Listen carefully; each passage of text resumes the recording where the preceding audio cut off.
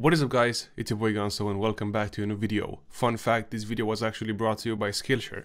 More about it in a few minutes. So as you can see, we're actually inside of Ableton. I wish you could do this in FL, probably with a VST, but what I'm actually going to show you guys is something that comes in with Ableton, and it's a neat little trick to make some vocals sound stuttery.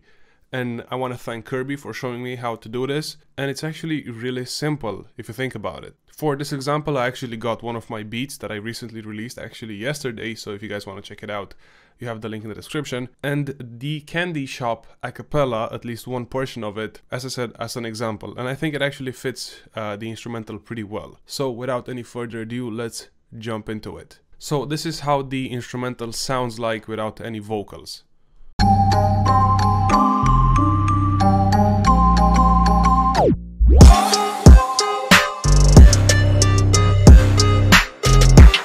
And this is how the vocals sound like by themselves. I take you to the candy shop. I let you lick the lollipop. As you can hear, they already sound a bit stuttery, and that's because I had to synchronize them beforehand. Other than that, they sound normal. It's just the BPM that's slightly different because the song is like on 98 and this project is on 92. Let's make them sound stuttery. So what you have to do is actually just double click, the vocals, and if they're not warped by default, you can just press warp. As long as the vocals match the BPM of the beat, then you won't have any problems. But let's say you already match the BPMs, all you have to do, as I said, is enable the warping, and instead of using complex or complex pro as you would normally do, you're gonna use beats.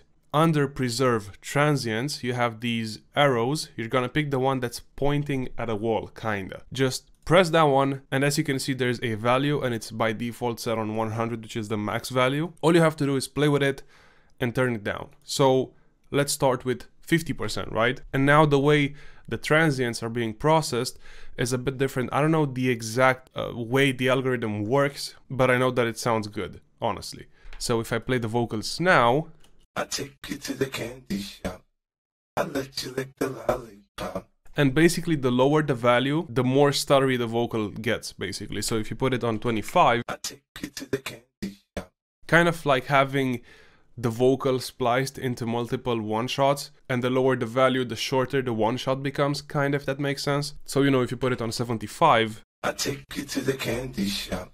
it's actually closer to how it would normally sound like on 100. Normally the sweet spot would be somewhere at 50%, but then again, it's gonna depend on how you want it to sound like with the beat as well. As I said, let's start with 50. Let's also enable the instrumental as well, and let's play them together and see how they sound like. I take you to the candy shop. I let you lick the lollipop. So 50% in this case is a bit too stuttery, you can't really hear it. Also the beat is a bit louder compared to the vocals, but let's go back to 75%. I take you to the candy shop. I let you lick the lollipop.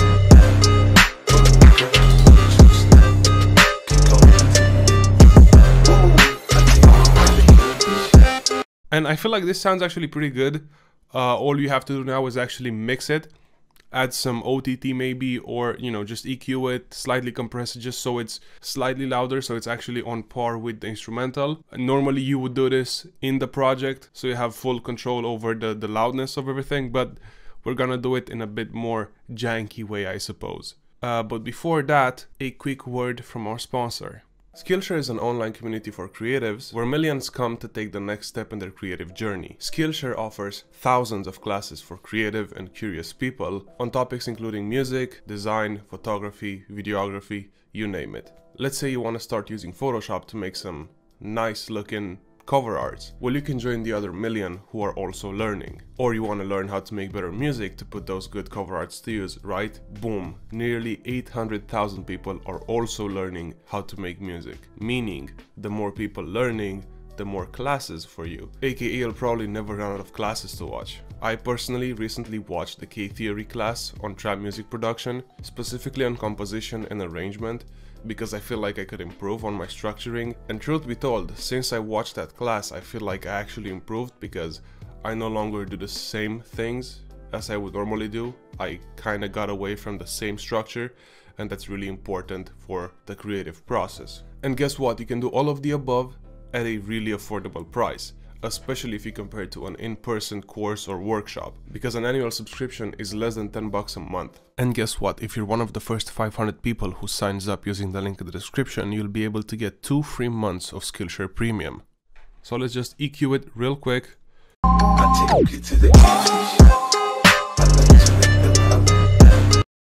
And let's also add a glue compressor. Let's lower the threshold and increase the makeup.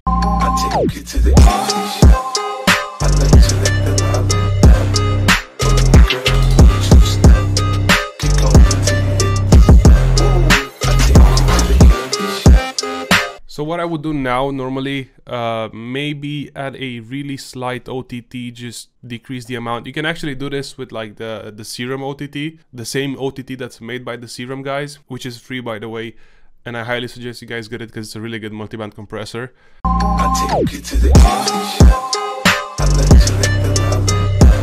Something like this. Also making sure that the vocal isn't too stereo because it's gonna affect the mix, so maybe let's say 50% stereo.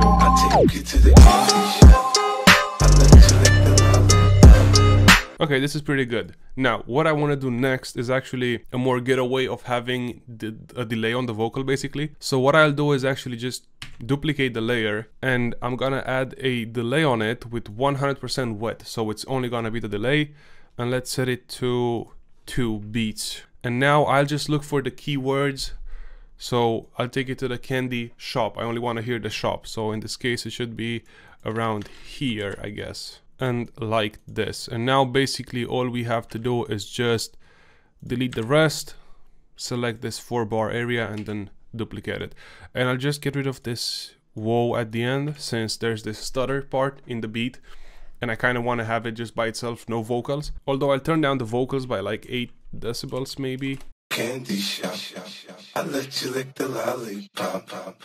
And now it's actually time to listen to it with the beat. I might actually have to turn up the delay because of it getting drowned basically in the instrumental. So let's see. I take you to the candy shop, I let you lick the lollipop.